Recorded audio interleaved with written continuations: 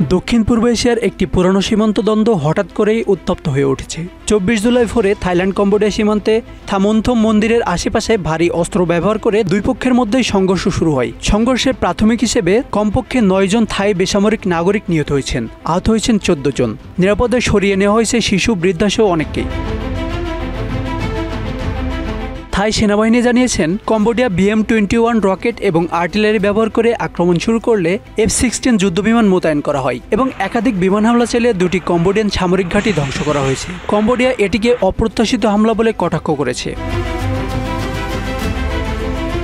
দুই দেশের পক্ষ থেকে পাল্টাপাল্টি আরোপ করা হয়েছে প্রথম হামলার দায়। কম্বোডিয়ার প্রতিরক্ষা মন্ত্রণালয় বলছে, তারা কেবল আত্মরক্ষা হিসেবে প্রতিক্রিয়া দেখিয়েছে। আর থাইল্যান্ড দাবি করেছে, বেসামরিক এলাকা ও হাসপাতালে কম্বোডিয়ান আগ্রাসন সংঘটিত হয়েছে। পুরো ভিডিওটি দেখতে কমেন্টসে পিন করা লিঙ্কে ক্লিক করুন।